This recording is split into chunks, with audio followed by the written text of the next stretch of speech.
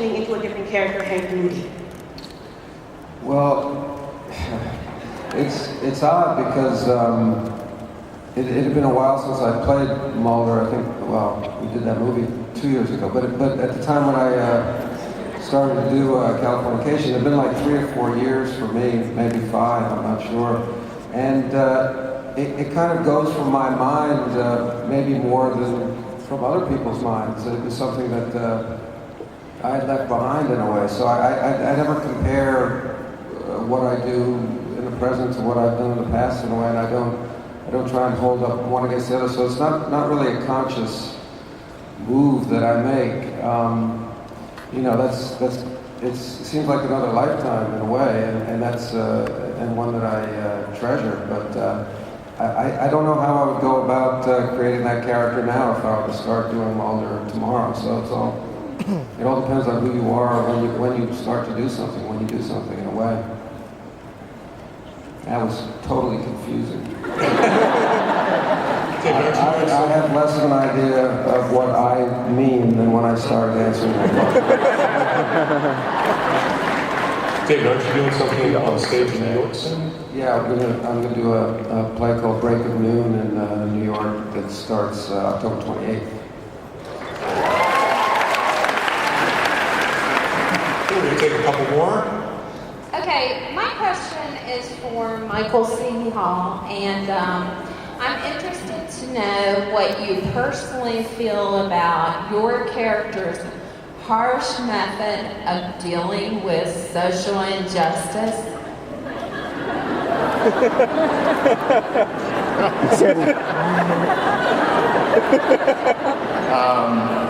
How do I feel about my character's harsh method of dealing with social injustice?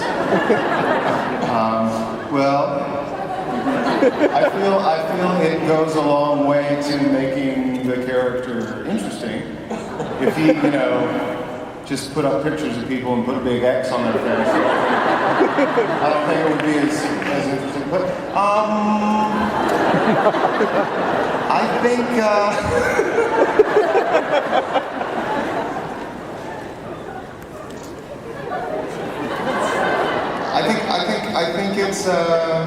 I think it's great. I'm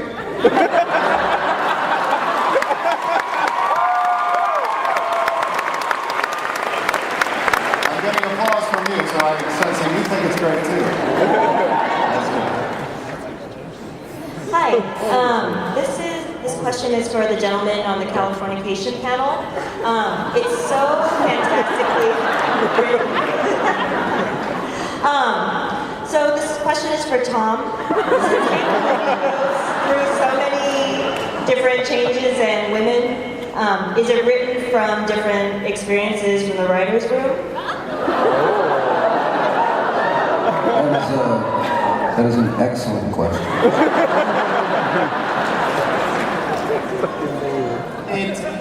There's a lot of experience in the writer's room. I have a lot of 20-something writers on my staff who are out there dating, who are unmarried, and they're willing to share their story, so I appreciate that. But a lot of it is wish fulfillment, too. So, there you have it. Hi, I have a question for Victoria. As Nancy gets further and further away from aggressive, we meet new characters, but we also lose a lot of good characters. We lost Romany, we're going to lose Elizabeth Perkins. Does Weeds have an end game? Are we going to see some of these characters again? You think Nancy may end up in new aggressive in season 7? We do not have an end game.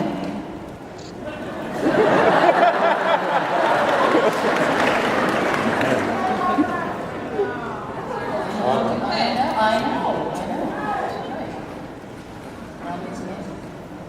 First off, David, awesome. Shout out to you.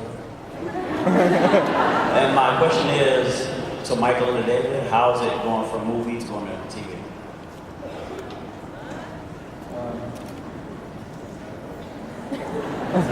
What?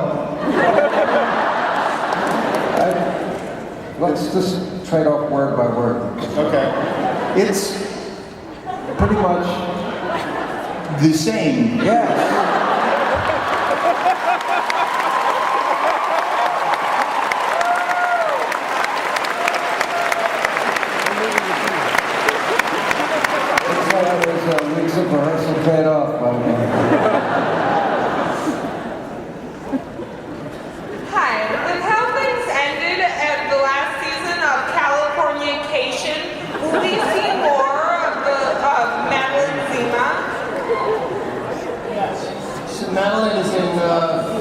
4 episodes of this season, so she's back for more.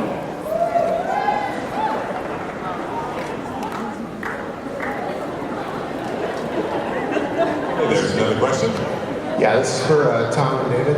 I was just wondering which you like writing better for, the beautiful woman on the show or the Warren Zevon references?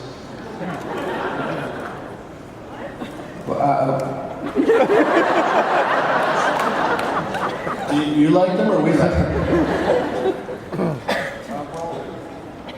I'm not, was it a question? Can you ask it again? Well, Warren Zevon kind of became a touchstone for Tom and I early on. I had never actually been a fan of his music, and for some reason I started to listen to it right around the time we were shooting, or maybe shortly after. And then I just really got into it, and his songs just seemed to fit right into our world, focused as they were often on California and a certain kind of decadent California lifestyle and jaundiced view of the world. And Tom, I think I got you into, or yeah, that's right. You actually passed the book on to me. right. So it just kind of became something that we go back to again and again. But it's fairly new to both of us, and I don't remember the first part of your question. Hi. So I heard that this was the last season of Weeds, but there was no more to come. Really, is that true? Is that true? No.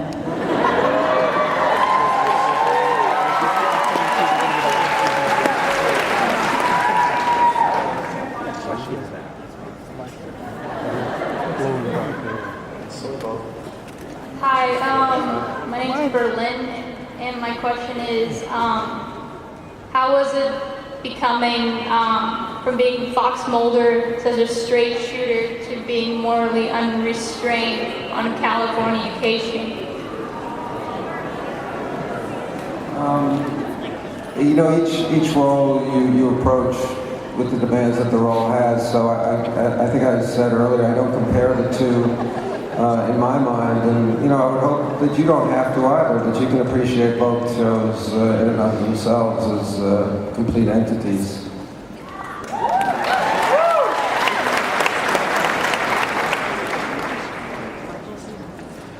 This is for Mr. Duchovny. Let me start by saying that you the man. The question I want to ask you is, how did you come across Hank and Moody? Did the writers come to you, or did you go to them? Yeah, I think I'll let Tom answer that. It came to me. I wasn't necessarily looking to do a television show at that time in my life, and the script came to me, and I just thought it had the kind of humor that I associated with films from the 70s that I really liked, and a certain kind of humor that I thought I could function in. And so I met with Tom, and take it away, Tom. Long story short, Californication started as a screenplay that I wrote very much thinking about the anti-hero films of the 70s. I was thinking about Hal Ashby, and I was like, where is Warren Beatty today, or Jack Nicholson? And it was a terrible screenplay, actually. But the first 60 pages, my wife told me were great, so it became a spec cable pilot. David read it at some point. We had lunch. I thought the lunch went terribly. But then 2 days later, he had sent me this long letter telling, basically at the end of which he said, "Fuck you, this thing is keeping me up at night."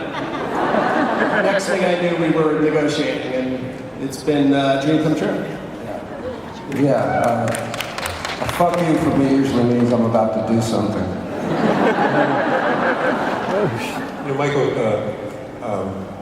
when you had a character too that really made an impression on people, TV viewers, and then you came and did a different one. David, you had the same. As actors, that's your job, but what about the perception of the public? Did you find that a challenge to kind of overcome the way that people see you? I don't feel compelled to insist to people that I'm not really a serial killer. To insist that I'm not really a funeral director, But yeah, I mean, I guess the way people will approach now is a little different than it once was, you know, a little more like, you know, keep on doing what you're doing, that kind of thing. Whereas before it was more like, oh God, you really gotta make a change. I don't know, that people worried about the character on 6 Feet Under being walked on and taken advantage of a lot more than they worried about the fact that Dexter continues to kill people. Which is weird. Is there another question? Yes, I have a question for Linda. I'm very interested in the balance of comedy and drama in Nurse Jackie, because it seems, although all of these shows have those elements, this one in particular moves from very serious moments to almost slapstick at points with Merritt Weaver's character. And I was just wondering if you could talk about that. Yeah, when we started to do the show, and especially with someone like Edie, you know, who brings such great gravity to a role and such a barometer of the truth, that we, in a hospital, New York hospital, we wanted to do gallows humor. You know, I mean, what really happens in life, somebody dies, and then somebody better crack a joke. You know, we learned this with our nurses too, that there's a lot of humor in these hospitals that just helps them as humans deal with their job every day. So we love having these really serious moments. If somebody just died and then Zoe comes in and says something completely inappropriate, it just, I think that's really how life is, and it helps people cope, especially the nurses, that they tell us that that's how they really deal with work. And that's where the tap number came in last year. We were told by one of our nurses that they took the EKG leads and put them on the bottom of their shoes one night at Roosevelt Hospital and just tap danced all night. And I went, oh man, that's going in the show, you know. So, yeah, I think the humor is really important to help, you know, cut the heaviness of the drama that these people deal with every day. Oh, I just brought the whole room down. I'm sorry. See, that was comedy.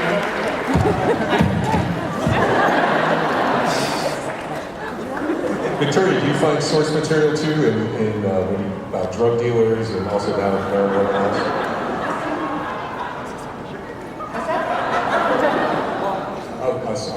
I said, Victoria, with everything that's going on in California with marijuana laws, and do you find source material in that? And do you also, with drug dealers and drug arrests, is that something you find yourself watching for material? Yes, absolutely. Every time like a grow house is busted or a grow warehouse, I always want to know how it got busted, you know, who was a jogger jogging by and smelled something. That's fascinating to me. Any kind of drug smuggling. Implants, anything I love. Anybody in the audience feel free to step up to the microphone. Is there another question? Hi. I've been fans of a bunch of yours for a while, and I wanted to know which was your favorite roles for anybody that'll answer. Well, in junior high, I'd say...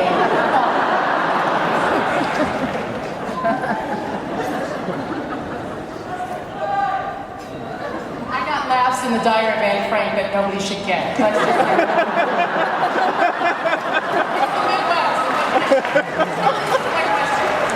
I think that's like asking me to pick a favorite child in a way. Can we say that? No, you guys aren't going to back me up. I'm trying to get out of it. Yeah. How you feel about your children? Is that what you're saying? There's a weird feedback. Yeah, I can't hear what you're saying. I don't know. But I agree, whatever it's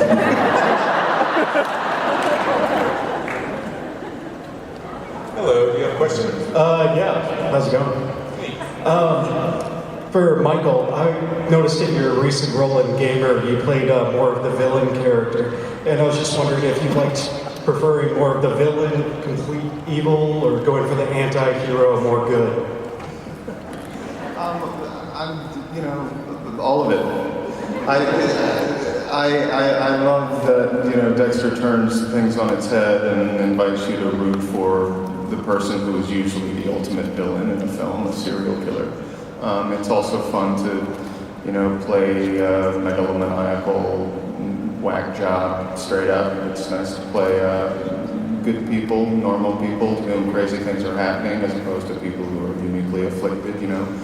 I don't know if I have a preference. I just love to be able to keep mixing it up. My question is for Victoria. I'm curious because you were just asked about the source of your material. Does any of your source material come from the border of our country between Mexico, like just being the lives down there? Because I was actually born and raised in El Paso, Texas, and a lot of your material actually does seem pretty realistic. Is that a source? Yeah, actually before the beginning of last season, all the writers, we took a trip and rode with the Border Patrol up and down around the Tijuana, this kind of no man's land between California, San Diego, I guess it is county, and Mexico, that only the Border Patrol is allowed in, and just saw a lot of grisly, weird stuff. So yeah. Questions for Michael.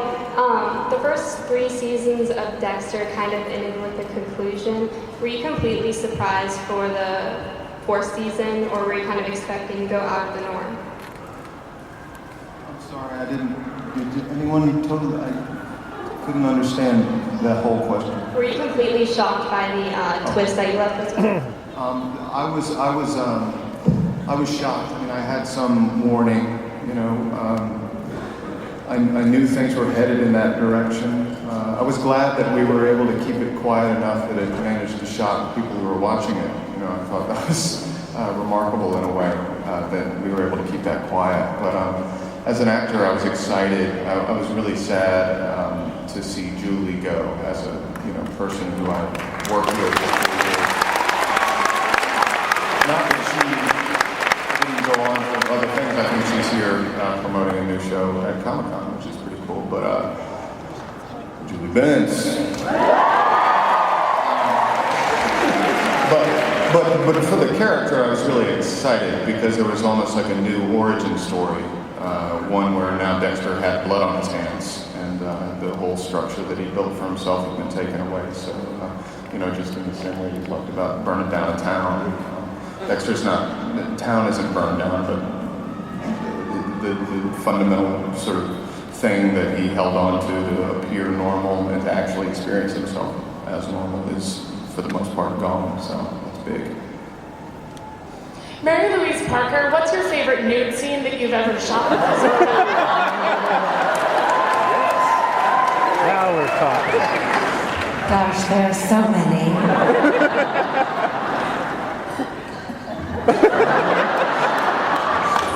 Yeah, that's horrifying. There are so many. I don't know, do you have a favorite? Oh, thank you. Yeah, I'm kind of undaunted by nudity, so, yeah, there's something actually kind of, freeing about it. It doesn't really faze me, honestly. All right. Woo! It just doesn't, I don't know, it doesn't make me feel terribly uncomfortable. All right.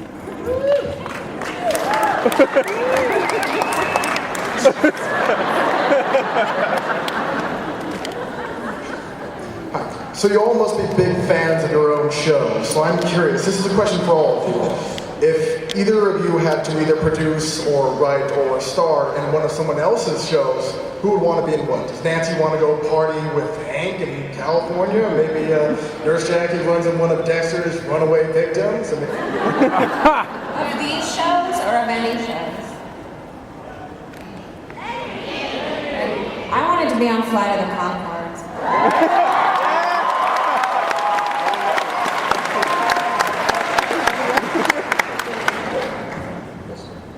I'd love to get killed by Dexter.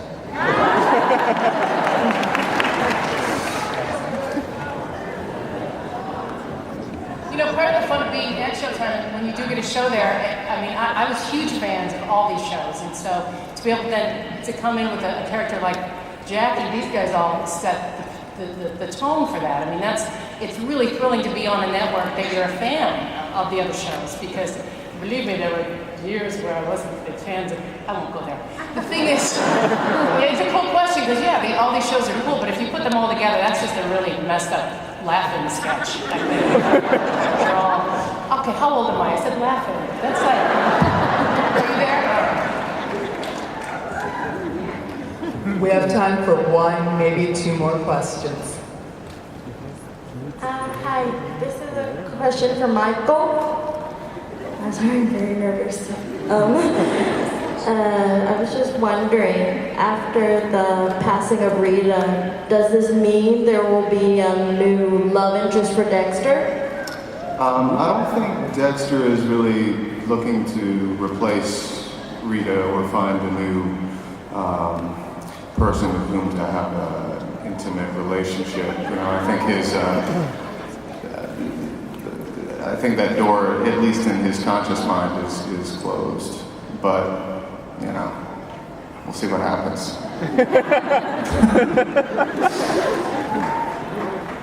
Hi, this is Michael. With the last season of Dexter, how it ended, how did you find filming that emotionally? It was tough. It was actually Julie's last day, and the final scene had been very hush-hush. They'd written a false ending that we read at the read-through, and the only people who were in on what happened were the crew members who were there and the actors, of course. So it was a very sort of somber day. We knew it was a difficult thing to ask Julie to, you know, get in that bathtub full of bloody water and everything. So it was the emotion was kind of taken care of. But I think Dexter, when we see him in that moment, it's a moment that's like that. You know, it's a state of suspended animation, a state of shock, as much as anything, and disbelief. And more than anything, I just wanted to get that baby off that blood. You know, just get that baby. Get that baby out. So we have some premiere dates for you. Weeds premieres on Monday, August 16th. Dexter premieres on Sunday, September 26th. Californication will be back in January. Nurse Jackie will be back next year as well. And I think all of you should stick around for the big Dexter panel that's next. But let's have a nice big thank you to this great panel of anti-heroes.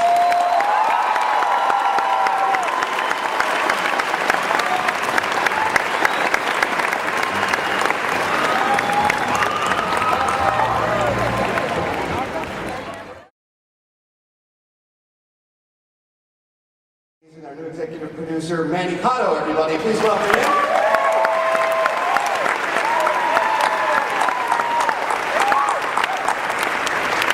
Another of the executive producers, Sarah Colleton.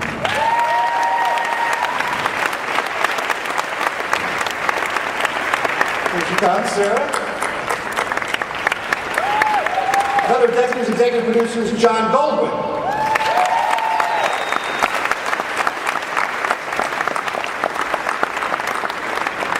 Another executive producer, new to Dexter this year, Chip Johannesson.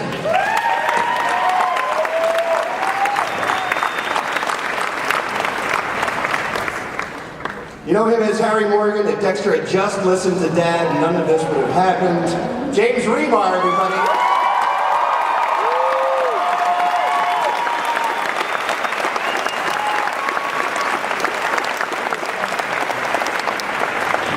Starring as Deborah Morgan, Dexter's foster sister, Jennifer Carpenter.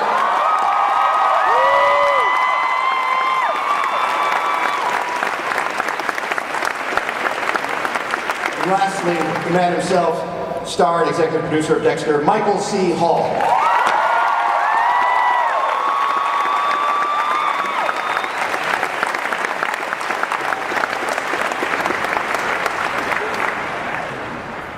Well, where do we start? After watching that trailer,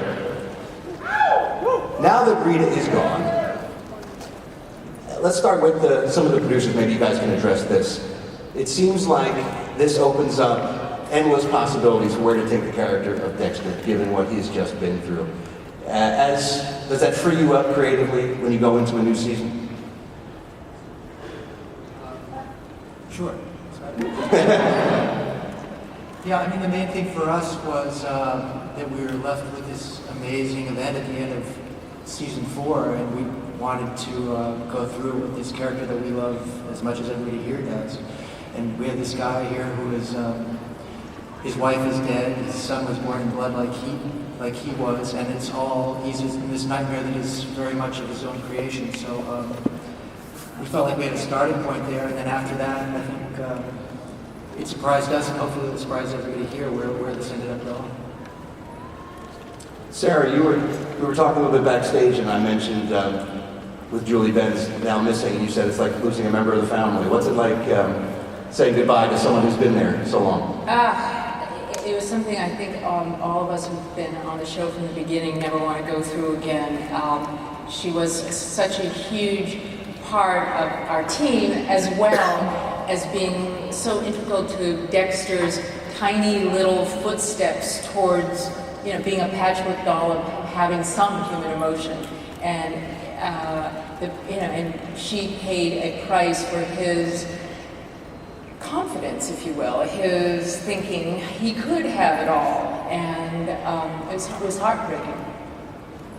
Michael, maybe you could address what it's like with Julie leaving, and then for yourself, and then Rita leaving for Dexter, what that means.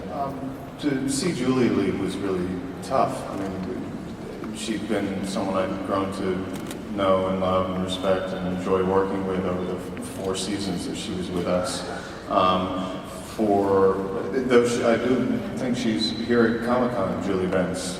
She's in a new show with Michael C. Hicklis. Sorry.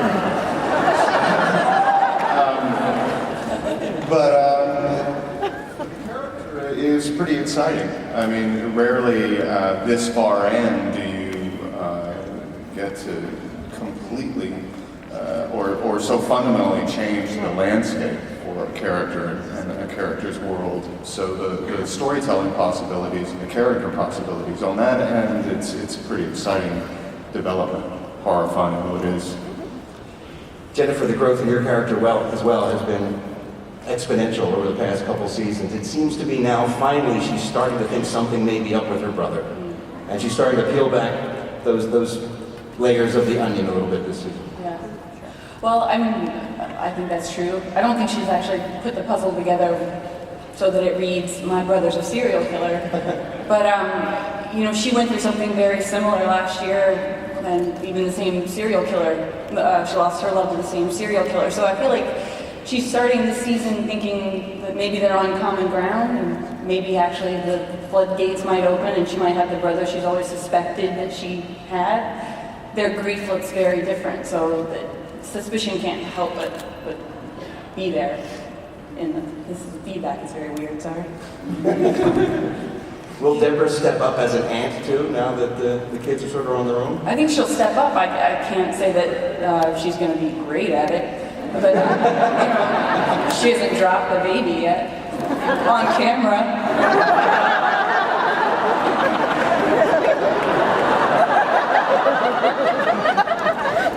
And James, it seems to me that with Dexter on the precipice, kind of staring into the abyss after this event, that Harry's guidance is going to even play a larger role, perhaps this season, in trying to keep him strictly sticking to the code. Well, I believe that anytime your personal life is rocked by some kind of great fundamental change, then you do go back to basics. You go back to your fundamentals. And that holds true in sports. It holds true in professional life. It holds true in acting. If I'm puzzled by a part, I'll fall back on technique. So to be with Dexter is, you know, as an actor, for me to be with Michael is you know, it's a pinnacle achievement. It's a blast. For Harry to be a voice in Dexter's life is it's a cool dance that we get to do. I have to make sure that I am not being Harry. I have to make sure that I'm being Michael in Harry's voice, going through his checklist. Not Michael. Dexter. I know, all right, Dexter. Michael is not. I'm Harry. Michael's not Dexter. Dexter is. Sorry. I'm sorry. I didn't know what you meant. I didn't have to say it.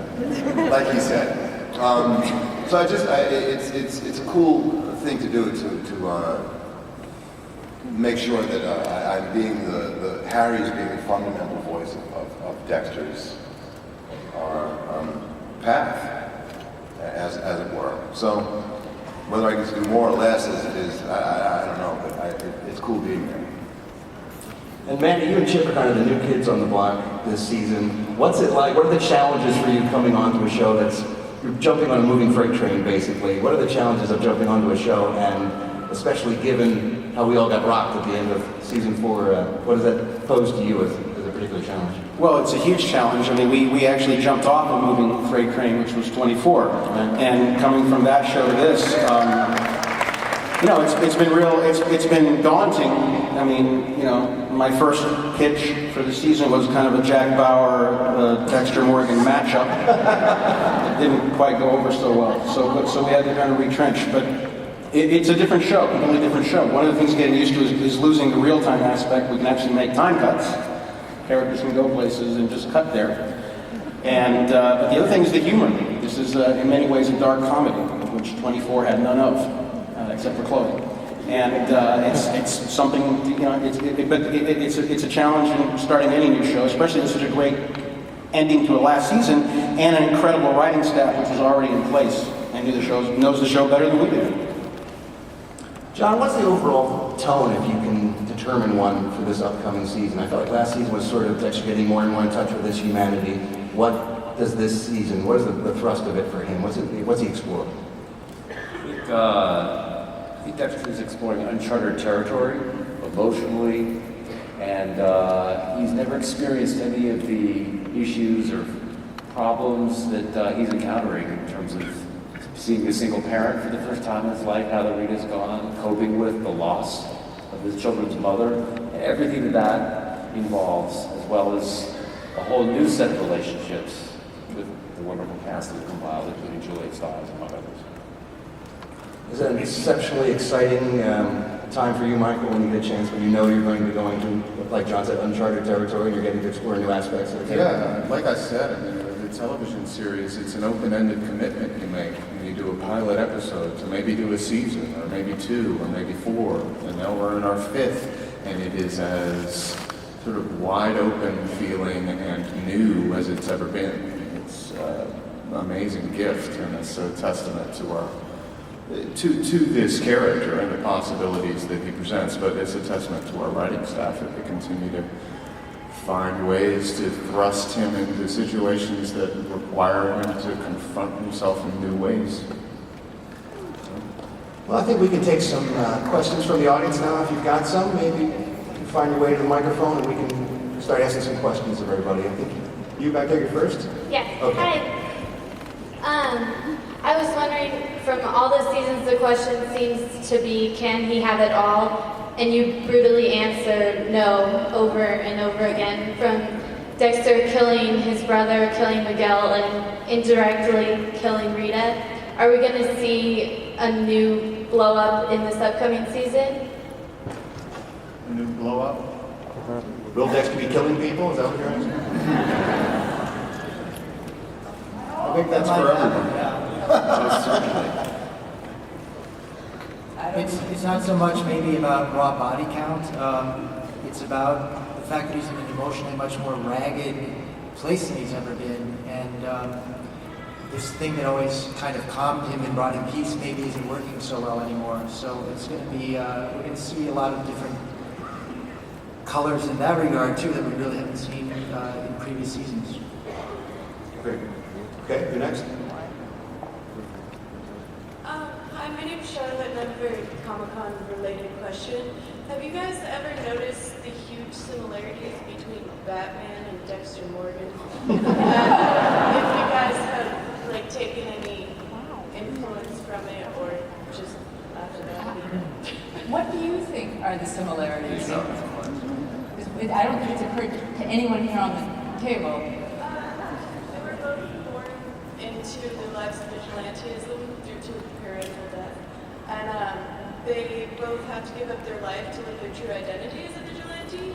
And for Dexter, he tried to have a life and he realized that he couldn't to have it, and also, like, the main things are big differences, but there's a lot of, like, the same poured into having. Yeah, I agree. You've given this so much thought. There's what's the first Christian Bale Batman movie? Batman Begins. The scene I saw that, and it was early on. The scene where he is in the cave and the bats come out. It's something he's been very afraid of, and he just sort of leans back and like surrenders to the bats. I mean, I think, yeah, Dexter in his way is surrendered to his darkness, even though he's trying to manage it for good. He's sort of like Batman that way.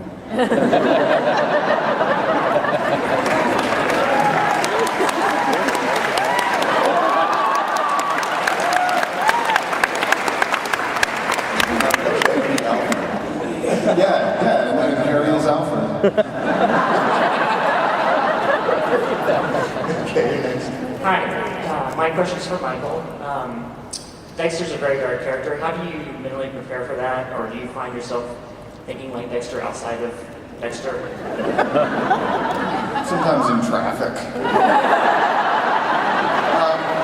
I don't know.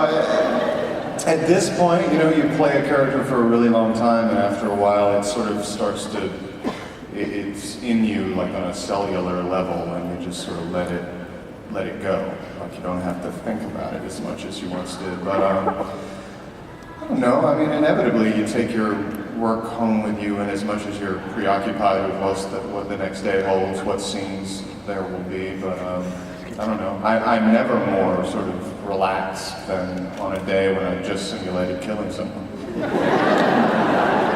It's a real stress reliever, actually. I believe it could probably be fun sometimes, too, to be that intense.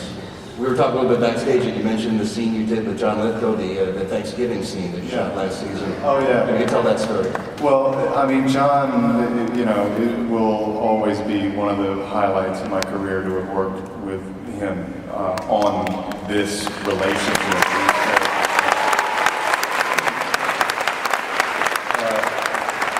John has such a sense of play about him. I mean, it's play. And when we were doing the Thanksgiving episodes, he was calling his wife a C, and you know, taking on these turns, we would just break into hysterics like every time they said cuts, because it was just so absurd, the relationship between these two utterly damaged men, you know. And yeah, it's fun doing the more twisted things. I'd say instead of it being something that's really heavy and gives me bad dreams, I think it actually, there's a sense of release, you know, that you get away with doing that for a living. Okay, you're up. Hi. I was just wondering, is there ever going to be another female British character? Complete psycho? You're hired.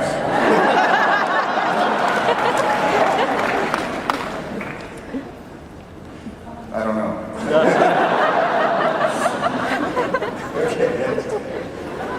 Hi, my question was actually about John Lithgow too.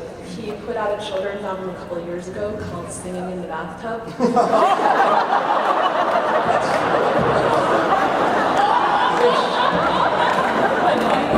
I just wanted to know if that informed the No. It's just one of those fortunate or unfortunate coincidences, depending on your perspective. I heard sales plummeted, though, last season. People just were not picking it up for some reason. I don't know why. Okay, next. Hi, my question is for Jennifer, actually. In season 1, you were bound in the saran wrap. I was just wondering if that's one of the stranger things you've had to do acting-wise. Yeah. Naked.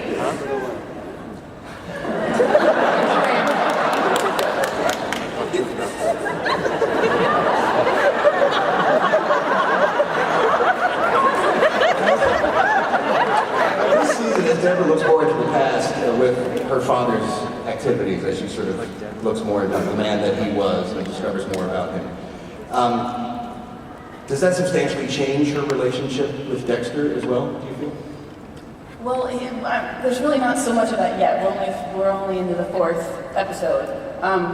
But I was thinking about it actually today, that we are both Harry's children, and Dexter inherited one side of him, and I bleed blue. I'm a cop, you know? So I feel like that's where my focus is. While I have questions about my brother, they don't, like I said, they don't read serial killer. I feel like just because you all are lucky enough to know that doesn't mean that I am. And James, as we find out more about Harry, the real Harry, the character, does that influence your portrayal at all, or do you have to stay pretty much strictly to what you think Dexter is imagining? I can't move a muscle without him. I mean, as long as Harry exists in Dexter's consciousness, there's not a lot I can do outside of that, so to speak. But when we have played, we had a couple of scenes with the three of us. What was that, season 2 or 3 or 1? It was. we were actually a pretty cool little family. We did this thing in the living room. We did this thing at a crime scene. We also did a hospital scene, and I particularly enjoyed those because I mean we were a little family as you know, each of us was doing their own thing, and I mean, sure. I mean, the more you learn about a character, it's certainly going to affect and unveil the performance. And yeah, yes. Okay, go ahead. Hi, my name is Dominic. You write Dexter as Dexter, or is it the inspiration came from the book, actually, or it was just a coincidence and you went that way at that point? The question was, what influence perhaps the books have on the directions you take in the series? Only the very first season, we optioned the book and we really took what we call the origin story, which is sort of finding out where Dexter came from and the Rudy being revealed as his brother. That was pulled from the book, but from that season on, we have based it year after year on what's happened in Dexter's life in the previous year, and it's been all original work from our writers. Speaking of the origin story, seeing little Harrison in that pool of blood at the end of last season was one of the most shattering images I've ever seen on television. It's great stuff. And I would like to talk to that baby's parents and what the hell were you thinking? Jello. There's always room for Jello. Okay, go ahead. Hi, yeah, I had a question for the producers, all of the producers. Could you talk a little bit about the producing aspect of the show in terms of creating and maintaining an atmosphere where the cast and crew can flourish, as seems to be the case on the show?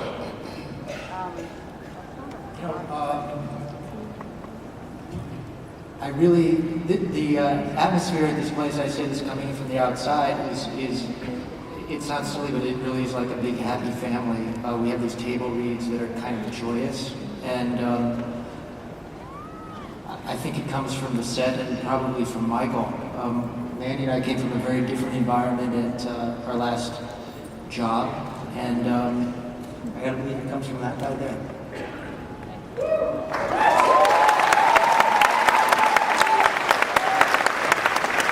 I remember at this panel last year, John Lithgow said it was one of the most pleasant experiences, pleasant sets he's ever been on, and that guy's been around, so it's kind of a nice compliment.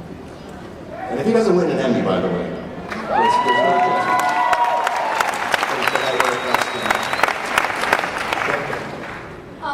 This one's to Michael and Jennifer. My name's Berlin, and I was just wondering, what was your favorite twist in Dexter? Well, the twist at the end of the 4th season was pretty good, definitely up there. I think my favorite twist is yet to come. I'm really wanting to know how Deb's going to react to finding out. What's the process like when you find these things out? Are you reading the script literally and then that's the first time you see it? Or do the story ideas plotted out far enough in advance you kind of know what's coming? How does that discovery happen? It's varied from season to season. I mean, the first season, I think, because it was based on the book, we all had a maybe more specific sense of where things were headed. And some seasons more than others. Some seasons it felt more sort of stuck toward a master plan. Others it felt more improvisational. But I think we have a sense of the broad strokes. But as actors, it's nice to be surprised by the specifics. You know, every script is definitely a page turner. Jennifer, do you ever read a script and something just catches you completely out of left field and you didn't see coming? Yes, and especially this year. I've lied in seasons past that I didn't know anything, but this year I really don't know anything. I haven't been nervous all day, and as soon as you start talking about surprises coming, my heart started racing, so thanks. That's what I'm here for. Okay, you're next. Hello, my name is Aaron, and this question is for Mr. Hall. Because I know you're an executive producer on the show as well, and I was wondering what was the inspiration for the Frankie Valli Vera song? I don't know. Thank you for assuming I would. Anybody? Well, yes, it was one of Trinity's favorite songs because it evoked a period in his life when he was happy and young before his dark passenger took over. So it was the record that he played and played and played. So that was the significance. But only for Lithgow's character, not for Dexter at all. Can we talk a little bit about this season's guest stars? I'm sure you may not want to give specifics away, but at least talk in terms of who we can look forward to seeing this season. John? Well, we have Julie Stiles. Yeah. We're very excited about. We have Johnny Lee Miller. We're very excited about. We have Peter Weller. We're very excited about. So,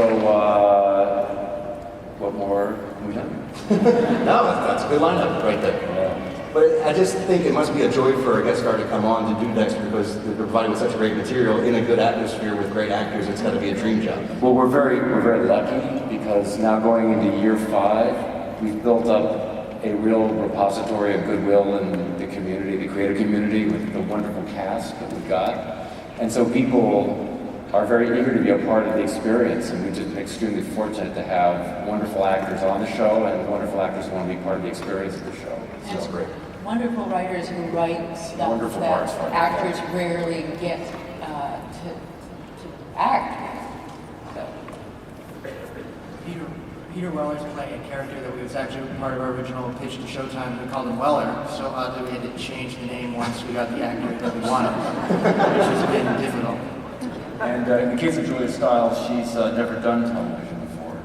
So for her, this is a real departure, and we're very excited to be the inaugural experience for her. That's great. Okay, you're next. Hi, my name is John. I just want to say, James, great job for Mortal Kombat and also as...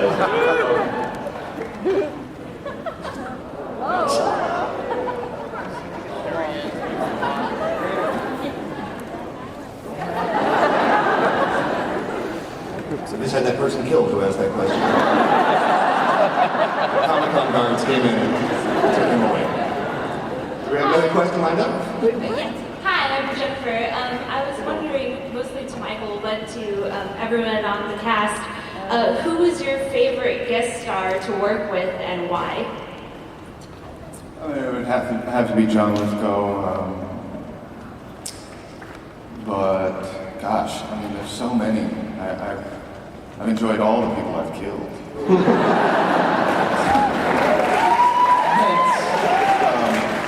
Yeah, but I mean, you know, the relationship that John and I got to move through was pretty Cool. Jennifer, how about you? Keith Carradine.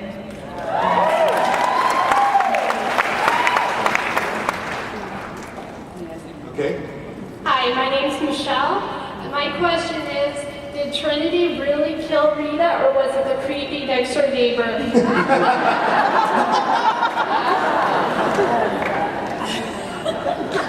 Stay tuned. Spoiler alert. Okay, go ahead. Hi. You guys said that you don't really use the books anymore, but I was wondering on the characters if you still draw from the books. 'Cause from Trinity, I got a big feel of the it from the last books. You know, we don't at all. In fact, we purposely don't even read them so that unconsciously things filter in. So if you see a similarity, that's just, again, one of those coincidences that happen, but no, Not by design. Not by design, absolutely. That was a legal disclaimer, obviously. Michael, early on when you were developing the character, did you draw on any true life serial killers? Did you do that kind of research and look into their lives and see what you could cull from that? I've read accounts of accounts of the crimes and the apprehension of certain serial killers, transcripts of interviews, along with books by FBI profilers and things like that. That was something that I imagine Dexter himself would have familiarized himself with in an attempt not to fit any such profile.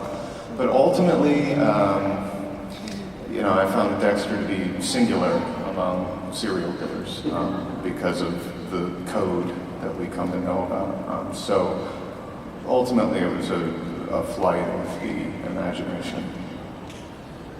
Ultimately. Okay, you're next. Hi there. Hi, a question for Jennifer. You had that very intense scene with Courtney Ford when she confessed and killed herself. I was just wondering how many times you had to rehearse that and did you get it in one take?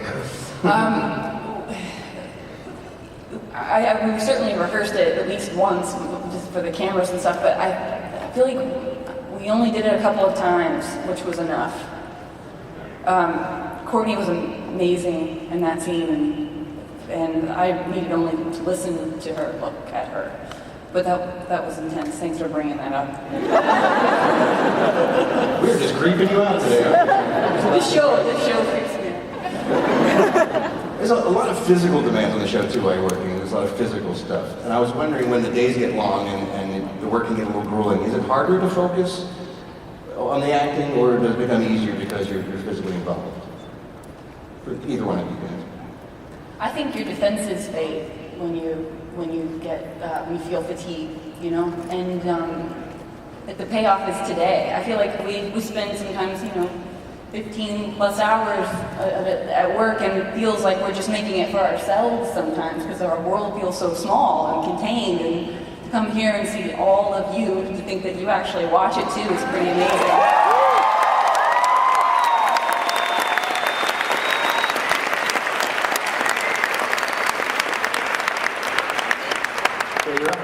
Hi. Everyone in the room will agree that John Lithgow was amazing last season as Trinity. A lot of people say he's the best TV villain ever. Now, going into season 5, is there a conscious pressure to try and top Trinity? What comes next? How do you follow that? We're not. There you go. Dexter's going to go to hell and kill the devil himself.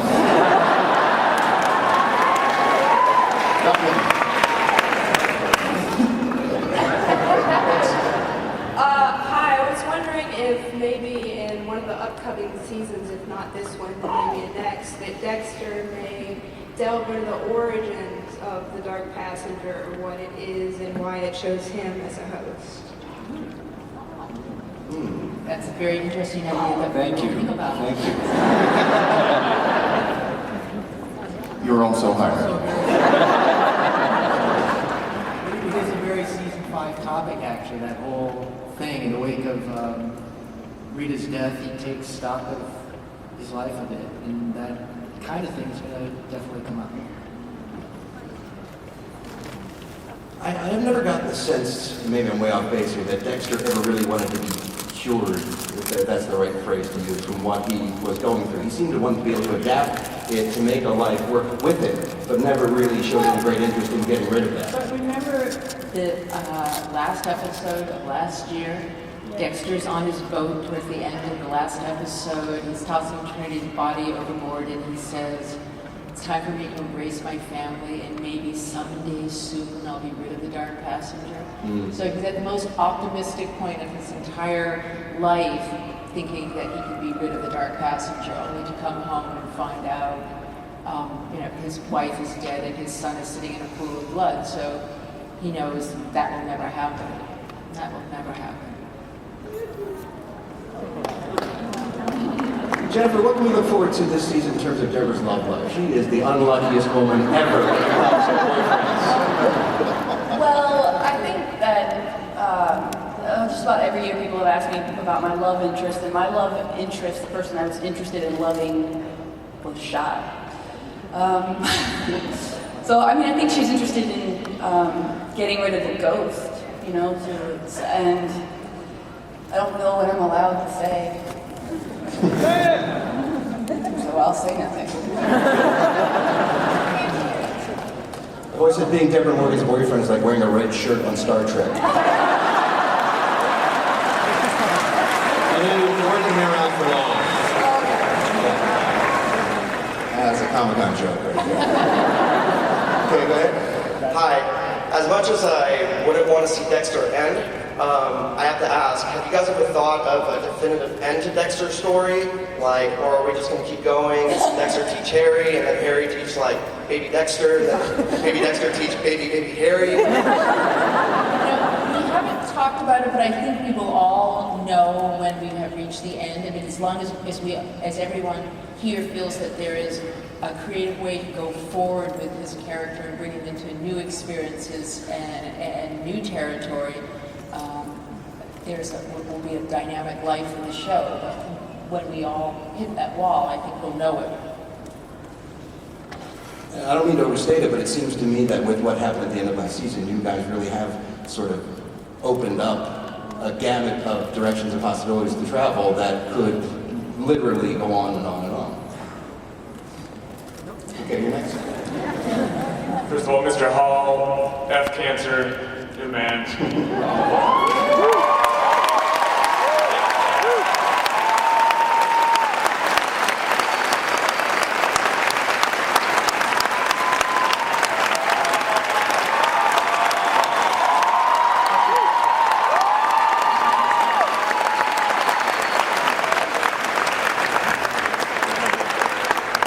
Technically speaking, if I were an amateur serial killer, or learn from the code that helped me find out how to play this game. I have a lease on a pig farm. A lease on a what now? Pig farm. Wow, ... Don't get caught, that's the number one rule.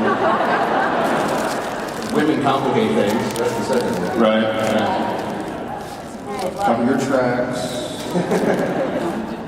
It's kind of like, it's like what people tell you about acting. Like, if you really feel like you have to do it, do it. Otherwise, don't do it.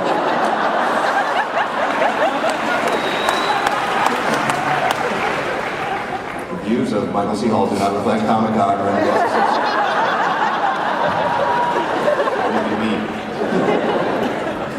Okay, you're next. All right. Hi. Deb has such a colorful language in the show. I'm just kind of wondering where all that comes from. Is that kind of inside? Is that what that is?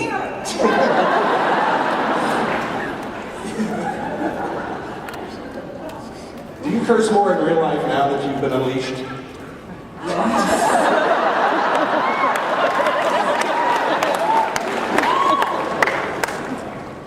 Everybody should. I wanted to know what was the rationale for killing off Rita last year, and how long ago did you make the decision to kill her off? Well, it wasn't a rationale. It was as the season progressed, where Dexter, the whole theme of last year was, can Dexter have it all? And he started to play fast and loose with his code, and was more intrigued with Trinity than the possible risk he was putting his family in. So at the moment where he thinks he is totally confident and has it all in hand is when the punishment comes, and what mattered to him most was taken away as a punishment for his thinking he could have it all. So it came as the season progressed, but as we were talking earlier, it was a really, really difficult decision to make, because he needed to be punished for his belief that he could have it all, but how to do that, and it just came that you take away the thing that's going to matter the most, and it was his wife. Michael, from what we saw in that little snippet trailer where Dexter in essence says it was me, is it fair to say that he is going to explore guilt perhaps for the first time, real sincere guilt for the first time in characters? Yeah, I mean, I think he has trouble naming feelings if he's able to locate them, but yeah, I mean, I think there's a sense, an undeniable sense that Rita's blood is on his hands. He's not confessing to her murder when he says it was me, but he certainly is confessing to his part in it having happened. And I think he's motivated by a desire to make amends for that, even if he doesn't even consciously know it at the beginning of the season. I think he comes into a place of realizing that that's what's alive in him, an appetite to find some way to make things right, even though it feels impossible. Okay, you're next. This question is directed at James. I'd just like to know, what are the roles that you've played in your acting career that you've had a lot of fun playing, besides Harry and Morgan? They know.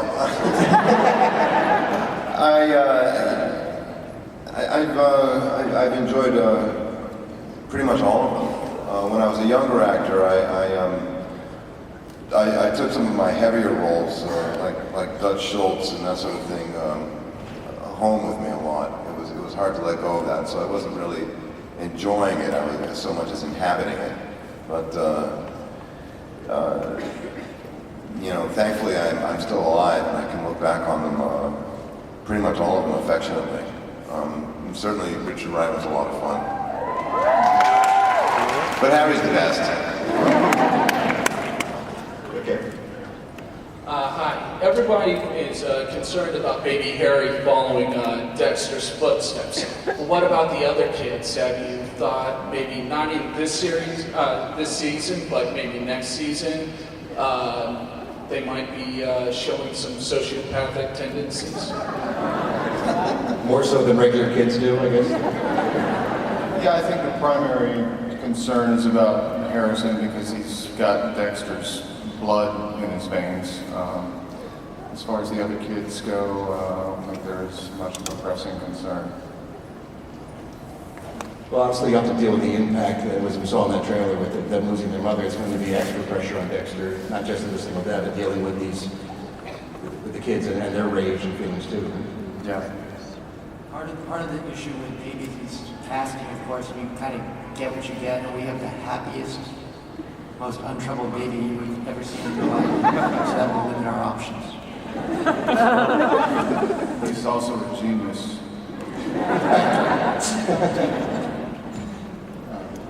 Okay.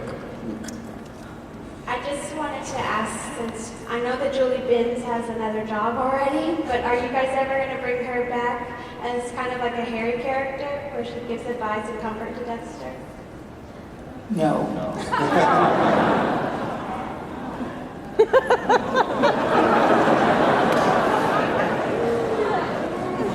Go ahead. You've already mentioned some of the guest stars for this season. Are there any actors that you'd like to see join the cast?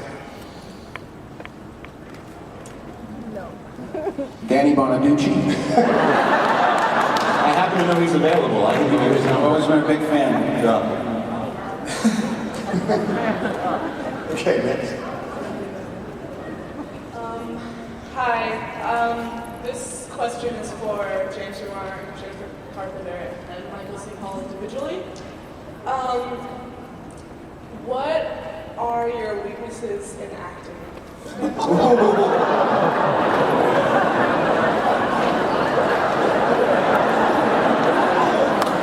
Next question. I'll tell you real quick. Anytime I'm self-conscious, I'm stepping out of what I'm supposed to be doing, and I can only concentrate on like some feature of mine, like my nose or my thumbs. If I'm really fully involved with it, I'm not even really aware of what I'm doing sometimes. But when I become self-conscious, that's when I start to mess up. You know, as an extension of that question, you guys are all so good and you make it look so easily. Do you still hit moments when you're reading a script or you're playing a scene where it's just not coming, where you just hit a wall or a speed bump and you really have to kind of work to break through? Sure, frequently. And sometimes that's the best stuff. If it's something that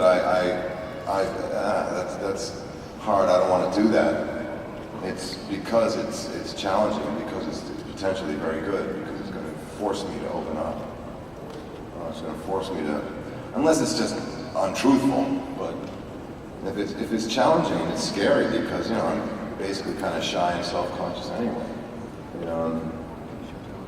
Those are the challenging ones, the ones that I'm actually shy from. That's great. You're next.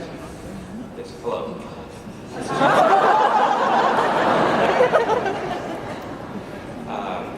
Has there ever been a villainous character that you thought, or that Dexter may have thought, will really have to see this game, Do you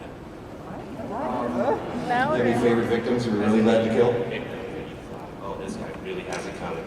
Right. I think I feel that way about pretty much all of them. But it was really satisfying to kill little Chino because he was so big.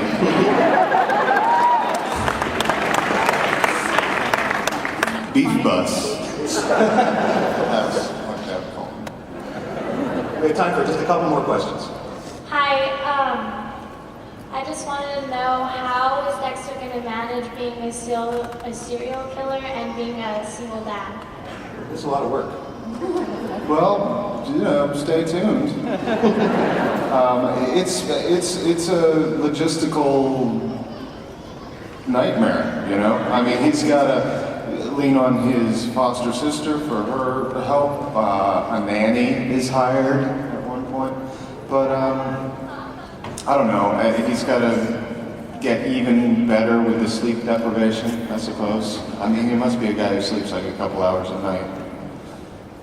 But that is the very question that we're invited to find out the answer to when we watch the 5th season. Go ahead. How is Rita's death going to affect Cody and Harrison? Maybe one of the producers can address that. Well, one of it, it's a huge theme this season is Rita's death, is how it's going to affect these kids. And we can't really go into specifics, but we can tell you it's a large part of the season. They've lost their mother, and as I think you saw in the preview, there is some blaming that goes Dexter's direction, especially from Aster. And it's very powerful, and it's something that recurs throughout the season. It's another thing that's on Dexter's plate that Dexter will have to deal with, in addition to what he's going to be facing this season, which is extreme. The relationship between Harrison and Dexter always touches me in many scenes, because it seems like Harrison is the only person that Dexter can kind of open up to and use as a confessor, the only person he can really be honest with. And there's something twisted but special in that relationship. Yeah, he craves revelation, and who better than your own flesh and blood child who doesn't understand English to tell you deepest secrets to you. Okay, one last question. This is it. I know Dexter, he would use the code to adapt into everyday life, and now that he comes to the realization that he can't have it all with family and everything. Now that he can't have everything, he's come to that realization. In season 5, is he kind of going to be F the code and kind of go on a, I would say, break away from the code? I would say Dexter without the code really isn't Dexter, but I think there is a certain element that will strain throughout the season, which will be interesting, because it's always been a fight, I think, through all the seasons to try to stick with the code. And I think it only gets harder, especially in season 5, given what's happened at the end of 4. That's great. Thank you so much, everybody. I want to keep in mind, season 4 is available on DVD August 17th. Please help me thank these amazing professionals.